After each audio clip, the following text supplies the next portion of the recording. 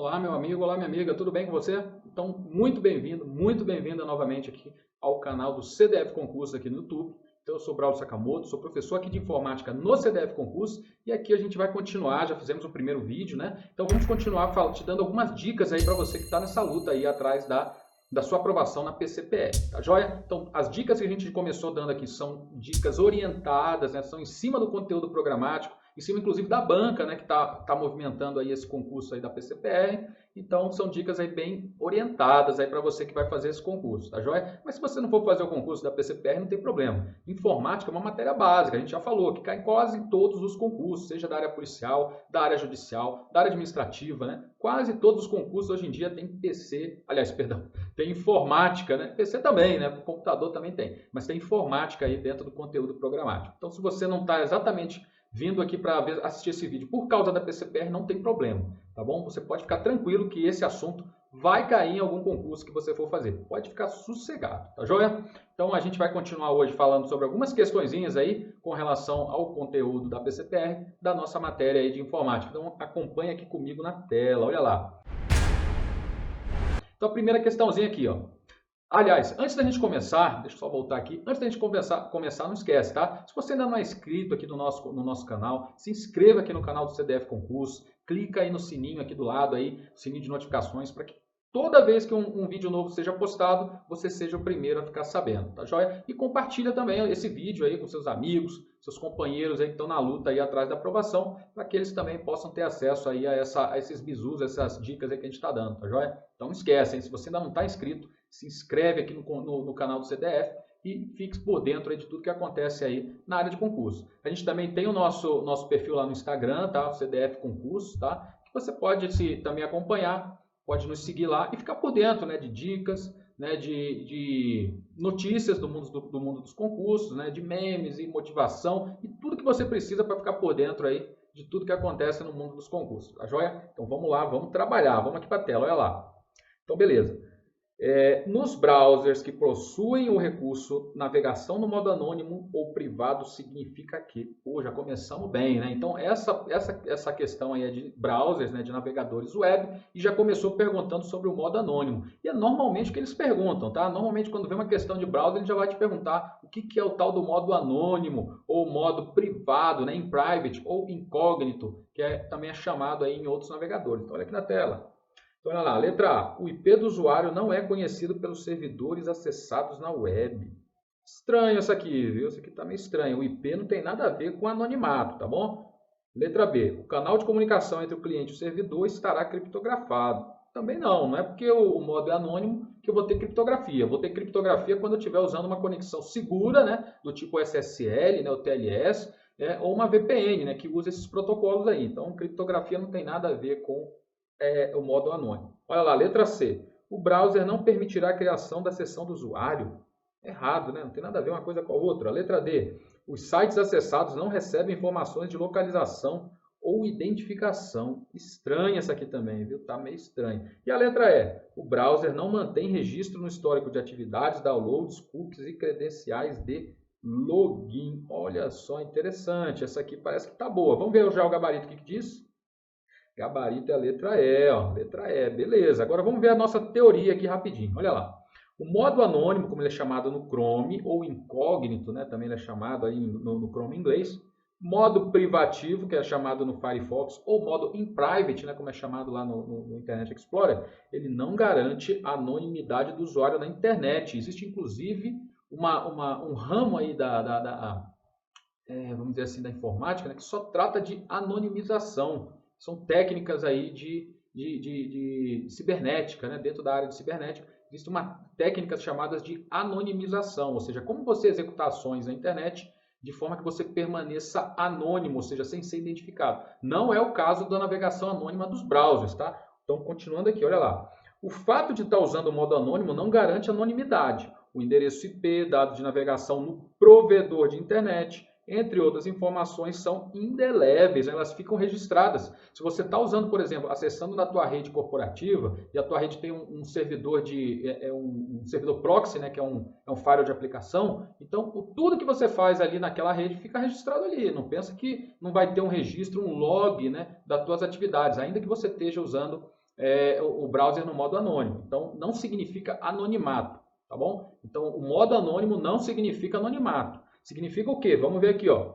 O que ele faz? Ele apaga todas as pegadas no computador usado. É no computador apenas. Ou seja, ele vai apagar o histórico, downloads, cookies de navegação, informações armazenadas de login, de formulários, etc, etc, etc. Então, não significa anonimidade, tá bom? Inclusive, os cookies, eles são utilizados durante a navegação, no modo anônimo. A diferença é que quando eu encerro a sessão, quando eu fecho o navegador, todos esses dados que eu mostrei aqui, eles são apagados, tá bom? Mas não quer dizer que você fica anônimo, é diferente. E olha só, outro bisuzão aqui, ó.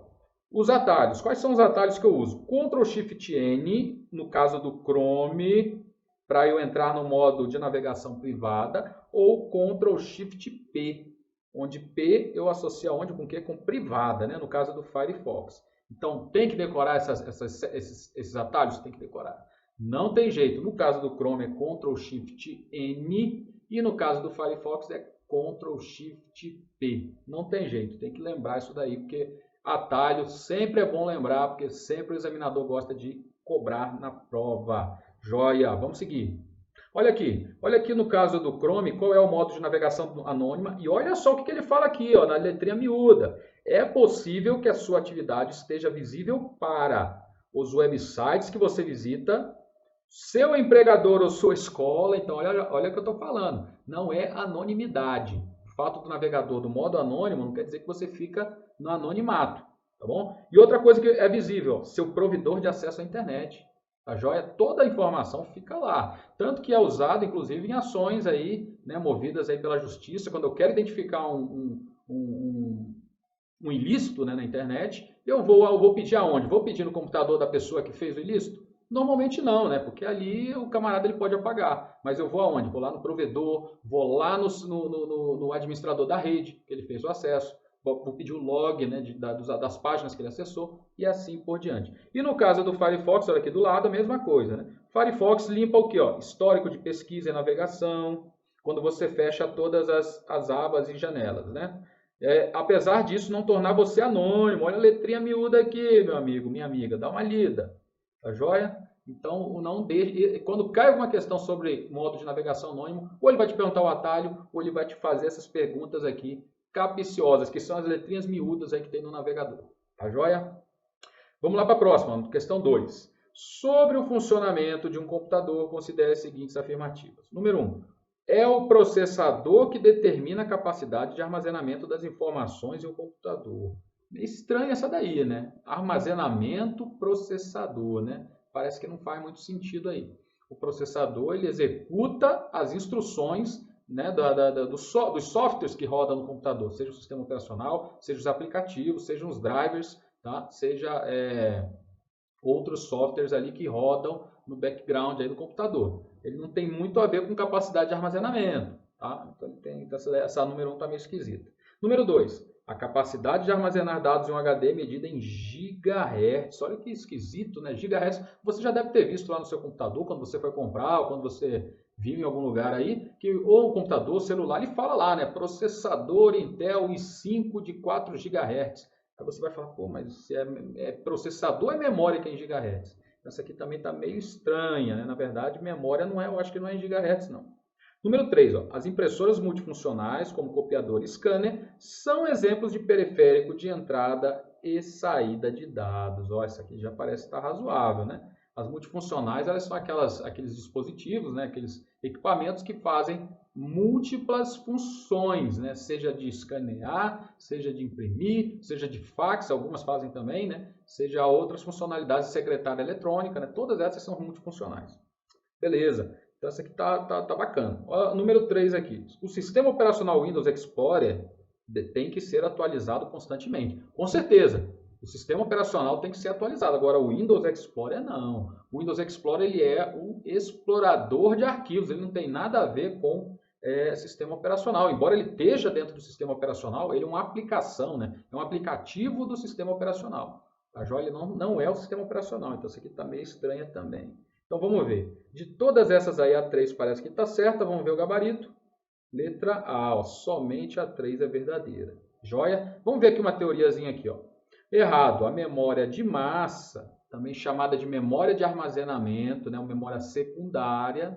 Alguns chamam também, existe uma outra classificação que chama de memória terciária, aquela memória que é removível, né, como por exemplo os discos ópticos, né, CD, DVD, Blu-ray, e os pendrives, unidades de disco rígido externo, etc., também são chamadas de memória terciária. Mas a memória responsável pelo armazenamento do computador geralmente é a memória secundária ou memória de massa, que é formada pelos HDs e SSDs. Tá joia? Então aqui a primeira está errada.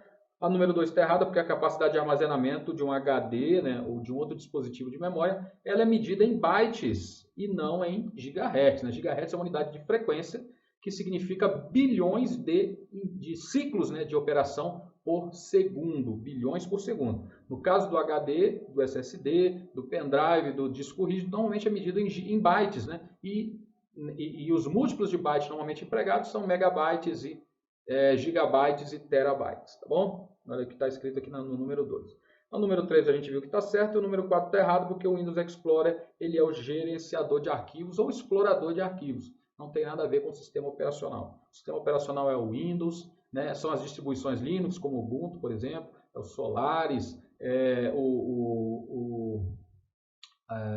o Android, né, lá dos celulares, né? O iOS dos celulares da Apple, o Mac OS lá dos computadores Apple e assim por diante. São exemplos aí de sistemas operacionais. Beleza, e vamos aqui para a nossa terceira e última questãozinha de hoje, que é essa aqui, ó. Para imprimir um documento numa impressora de rede interna localizada em sala diferente daquela onde esteja o computador com o documento que se deseja imprimir, complicada essa daí, hein? Essa daí ficou bem complicada, mas ele quer dizer o seguinte: eu quero imprimir um documento no computador, que está no meu computador, numa impressora que não está ligada diretamente ao meu computador. Resumo da ópera é essa daí. É necessário que esse computador esteja ligado à rede. Aí ele vem as opções, olha lá. Letra A, cabeada e com hardware da impressora instalado nele.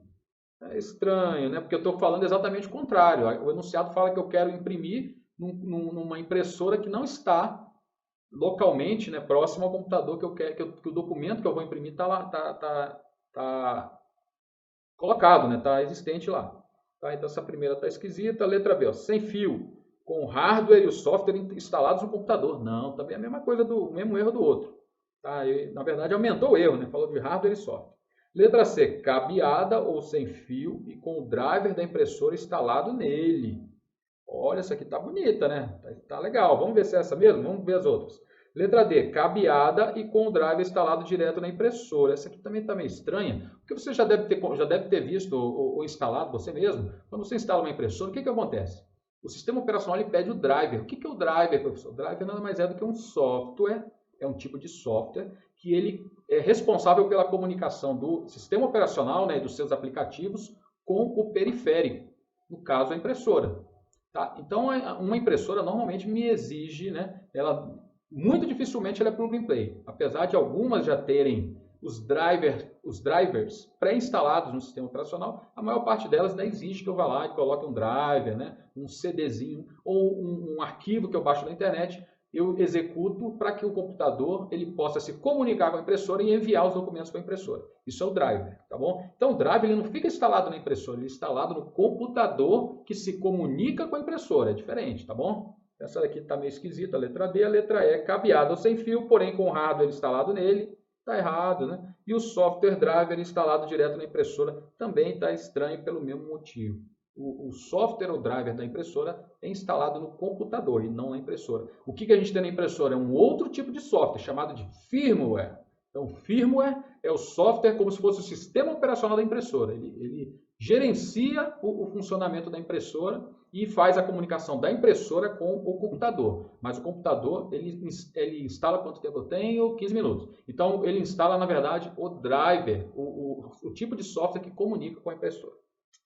Beleza, olha aqui o nosso gabarito, ó, letra C mesmo, era ela mesma.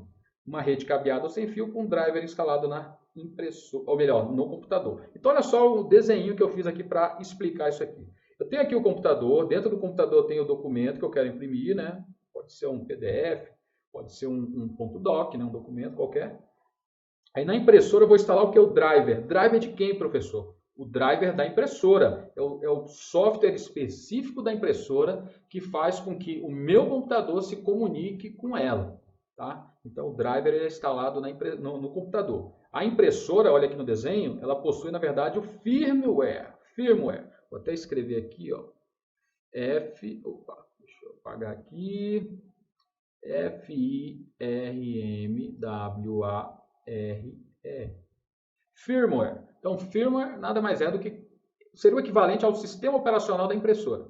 Tá? É um software também que é instalado por padrão na impressora, né, de fábrica.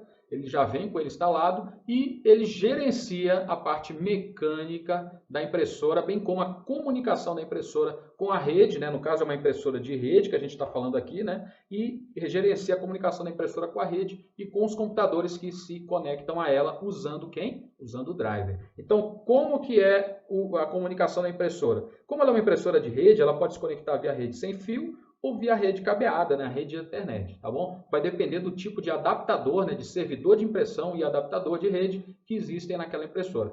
Existem impressoras que só têm adaptador de rede sem fio, existem algumas que têm os dois, existem algumas que têm o adaptador Ethernet, né, o RJ45 conector, ou conexão sem fio também. Então, varia do tipo da impressora. Tá? Eu, particularmente, eu não tenho impressora de rede, a minha impressora ainda usa conexão USB e eu ligo ela diretamente no meu computador. A questão, ela falava de uma impressora que não estava ligada diretamente ao computador, ficava ligada remotamente, né, em outro local por meio da rede interna daquela organização. Tá? E é exatamente o modelo que a gente colocou aqui nesse diagrama.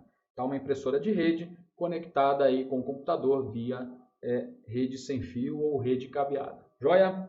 Beleza, esse tipo de questão é muito bacana porque as provas elas têm cobrado muito esse entendimento prático, né, quando a gente fala aí de hardware, né, especificamente aí no caso impressoras e scanners, né, que é um assunto que vai ser cobrado aí na PCPR. Beleza. Joia, isso aqui já explicamos, tá bom? A primeira está errada, a conexão não precisa ser necessariamente cabeada, pode ser sem fio. Errado, motivos anteriores, letra C estava certa, a letra D não precisa ser uma rede cabeada e o driver é instalado no computador e não na impressora, beleza? A impressora tem um firmware.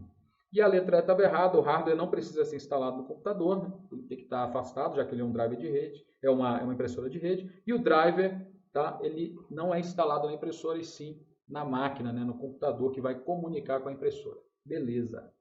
Então é isso, ó. Fechamos então mais essa pequena dica, né? Essas pequenas dicas aí que a gente está dando, no caso de informática para PCPR, tá? Espero que você tenha gostado. Se você gostou desse vídeo, não esquece de dar um joinha, tá? Clica aí no gostei aí do nosso vídeo, compartilha se você quiser, compartilha com seus amigos, com seus parentes, né? Pessoal que esteja junto com você nessa luta atrás aí da aprovação, tá joia? Compartilha com eles, porque mesmo que não esteja fazendo a PCPR, informática é um assunto que cai, como a gente falou, em praticamente todas as provas aí de concurso, seja na área policial, na área administrativa, na área jurídica, tá? Inclusive, outro dia eu resolvi uma questão de informática para advogado, era sobre cálculo, uma fórmula imensa aí, e eu até falei, né, para os alunos, eu falei, cara, imagina, se um advogado tem que saber isso aqui, imagina o resto do pessoal que vai trabalhar com isso direto, pessoal administrativo, né, pessoal das carreiras administrativas, né? Então, informática hoje não é mais para amadores. Não adianta chegar lá achando que vai saber resolver as questões sem ter estudado, tá bom? Saber usar o computador é uma coisa. Usar no dia a dia, fazer um trabalhinho, navegar, etc. é uma coisa. Fazer prova é outra. Então, se você está nessa vida de concurseiro e quer ser aprovado, tem que se profissionalizar nesse tipo de estudo, tá bom? Então, mais uma vez, se gostou do nosso conteúdo, se inscreve aqui no canal do CDF Concurso. Joia? Recomenda aí para seus amigos, acompanha o CDF lá no Instagram, a gente posta dicas, notícias, memes, motivação, coisa bacana para você todo santo dia lá no Instagram do CDF Concurso e aqui no canal do YouTube, sempre, todo dia tem vídeo também novo, tá? Então se você gostou, marca aí o sininho de notificações e fique por dentro aí dos vídeos que a gente lança diariamente, tá joia? Então espero mais uma vez que tenha gostado, se gostou dá um joinha, dá um like, compartilha e a gente se vê, se Deus quiser, numa próxima oportunidade já comemorando a sua aprovação.